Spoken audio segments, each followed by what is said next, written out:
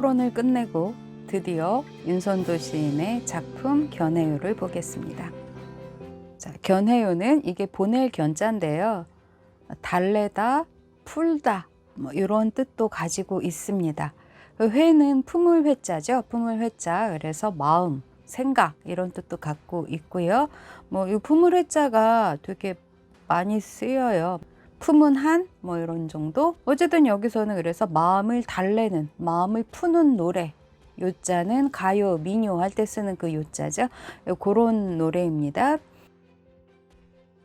작품을 읽기 전에 먼저 말씀을 드리자면, 이런 옛날 말을 읽을 때, 옛날 글을 읽을 때 여러분 재밌게 읽으시려면 소리를 내서 읽거나, 소리를 낼 수 없는 상황이면 그래도 소리를 내서 귀로 듣듯이 그렇게 읽으시는 것이 좋습니다. 그래야지만 이게 문자들이 좀 낯설어서 눈에 잘 안 들어오거든요. 근데 소리를 내서 읽으려다 보면 자세히 볼 수밖에 없어요. 자세히 볼 수밖에 없고, 그리고 소리를 내서 그 소리로 들으면 문자로 보는 것보다 훨씬 더 현대어랑 비슷해서 뜻을 이해하는데도 좋습니다. 그리고 약간 이런 이상하게 돼 있는 말을 읽는 또 재미가 있잖아요. 옛날 사람들은 이런 식으로 말을 했나? 이렇게 생각도 들고 이런 재미도 있기 때문에 자세히 보시고 소리 내서 귀로 듣듯이 그렇게 읽으시라고 꼭 말씀드리고 싶습니다.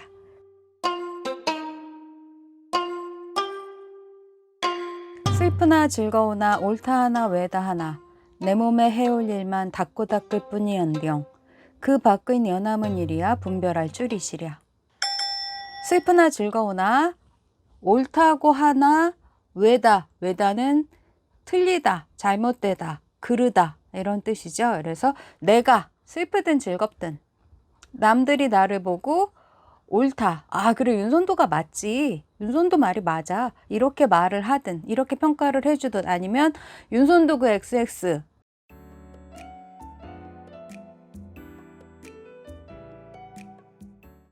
말도 안 되는 XX 이렇게 평가를 하든 어느 쪽이든 내 몸에 할 일만 닦고 닦을 뿐이언정. 이게 닫다, 문 닫다 이런 닫다가 아니고 원래 뜻은 이런 뜻인 거죠.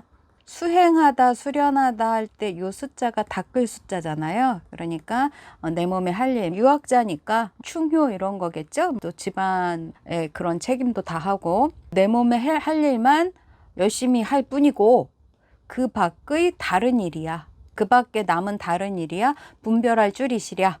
그러니까 분별할 리가 있겠느냐. 분별하지 않는다. 신경 쓰지 않는다. 이런 얘기죠. 내가 슬프든 즐겁든 남들이 나를 보고 옳다고 하든 잘못되었다고 하든 내 몸에 할 일만 열심히 하고, 내가 닦아야 될 것, 내가 공부해야 될 것, 그런 것들 열심히 하고 그 밖에 다른 일은 분별하지 않겠다. 이런 얘기입니다. 굉장히 분별이 많이 됐으니까 이런 얘기를 했겠죠. 분별할 리가 있겠냐? 이렇게 얘기할 때는 굉장히 신경이 쓰인다. 이게 기본 전제인 거죠.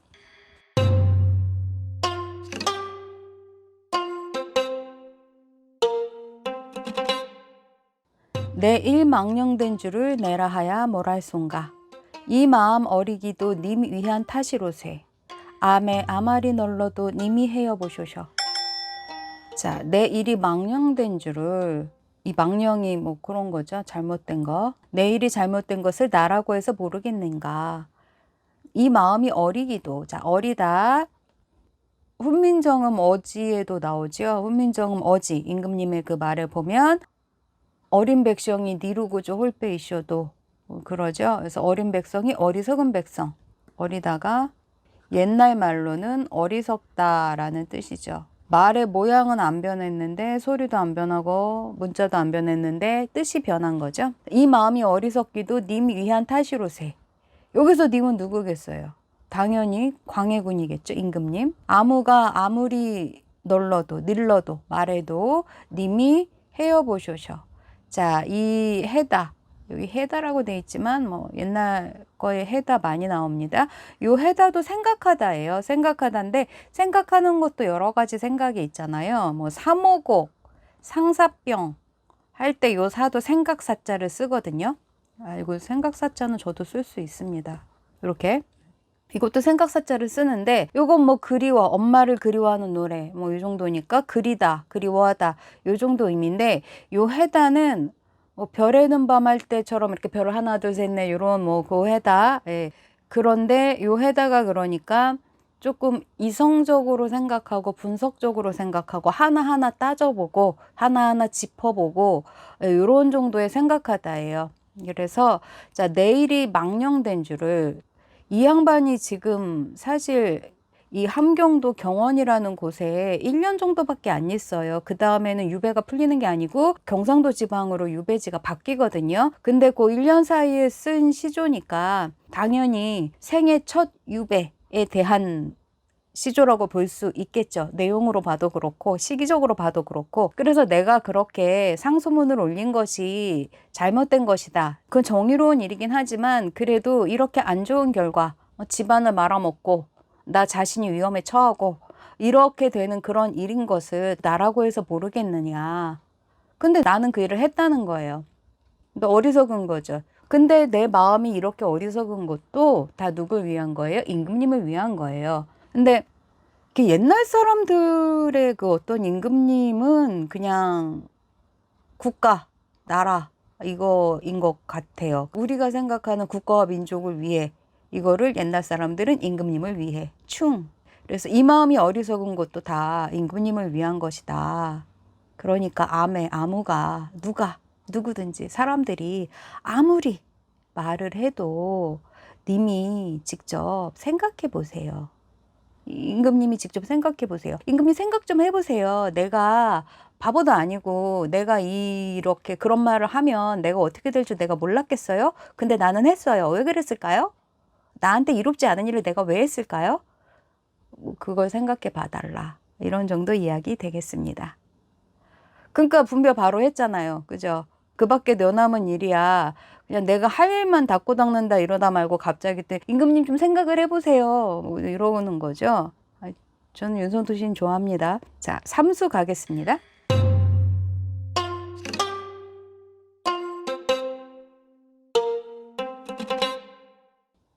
추성 딘호르 받기 우러내난 디어시네야. 무음홀이라 뒤하에 흐르난다. 님 향한 내 뜻을 조차 그칠리라 모로나다. 자, 추성 바로 그 경원 지방입니다. 요 지방의 옛날 이름이 추성입니다. 자, 그리고 거기 추성에 진호루라는 루가 있는 거죠. 루라는 건 뭔가요? 이런 게 루죠. 요거는 지금 경복궁 경회루죠. 그러니까 루라는 건 이렇게 다리를 세워서 요 밑에 1층을 쓰는 게 아니고 계단 보이죠? 계단을 쫀쫀쫀쫀 올라가서 이 위에 가서 아우 경치 좀 봐. 뭐 이렇게 노는 거죠.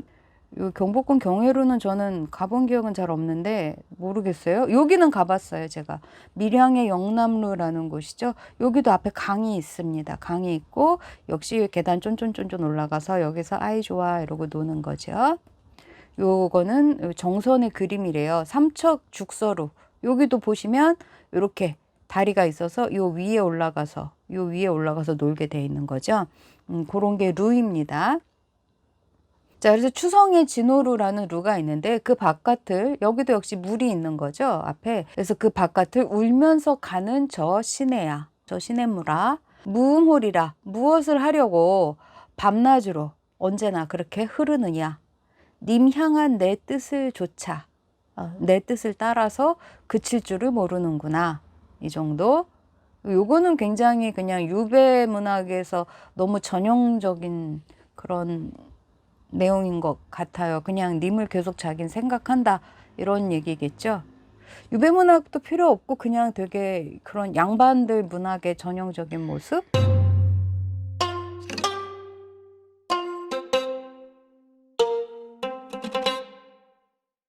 매한 길고 길고 물은 멀고 멀고 어버이 그린 뜻은 많고 많고 하고 하고 어디쇼 왜 기러기난 울고 울고 가나니. 매가 산이죠. 옛날엔 요거 매산자라 그랬죠. 지금은 산산자라고 하지만 산은 길고 길고 물은 멀고 멀고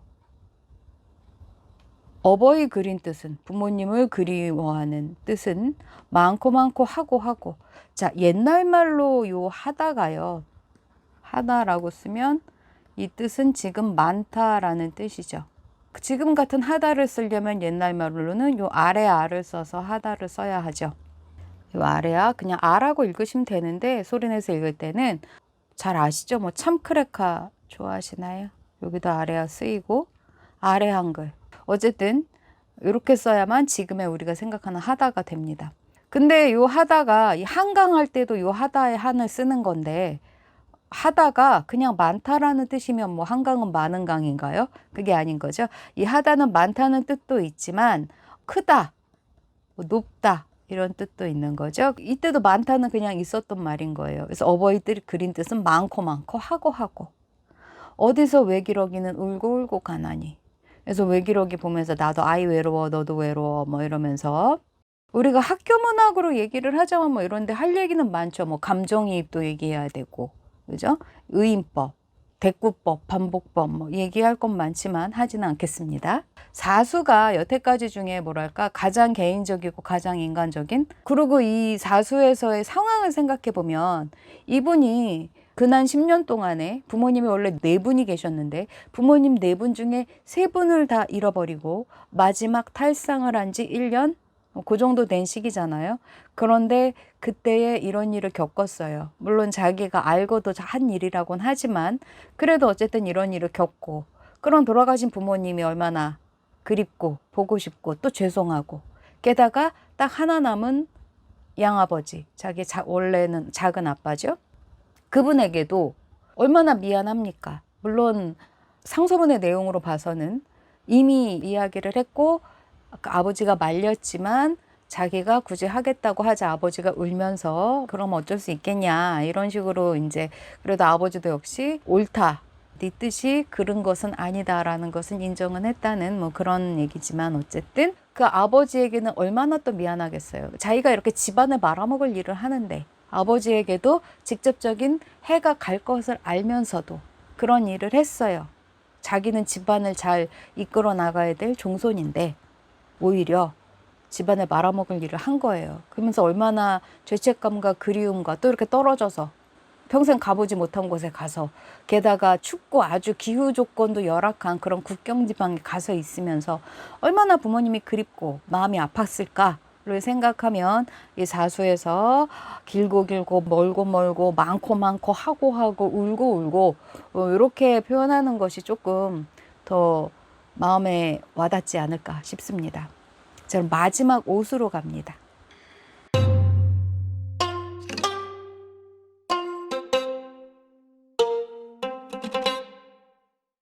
어버이 그릴 줄을 처음부터 알았만한 님군 향한 뜻도 하나리 삼겨시니 진실로 님군을 니자면 그이 불효인가 여기라.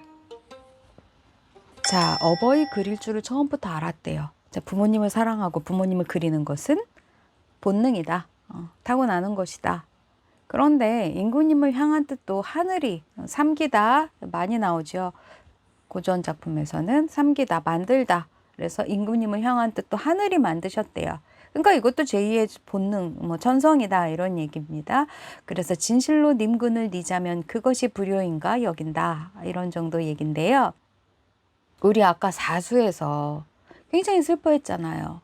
부모님 그립고 그렇게 그립다, 생각한다, 나는 외롭다 이런 표현뿐이었지만 사실 상황적으로나 여러 가지 면에서 봤을 때는 거기에 그런 죄송함과 죄책감과 이런 것도 들어가 있다라고 봐야 되는데, 그래서 여러 가지로 부모님을 향한, 집안을 생각하는 부모님께 대한 그런 생각이 굉장히 많았다는 얘기인데, 그거는 부모님을 자기가 생각하는 건 천성이라는 거죠. 자기는 자손이고 아들이고 그러니까.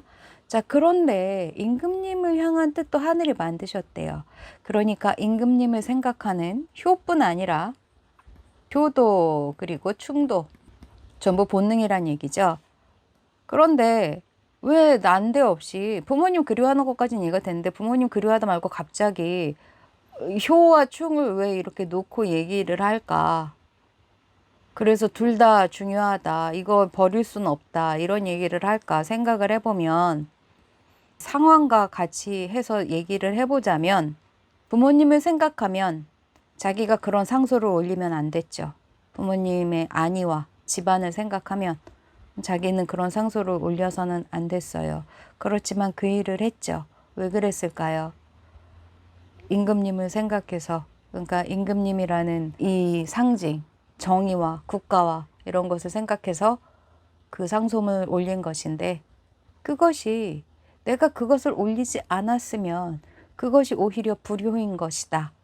이런 이야기가 되겠죠.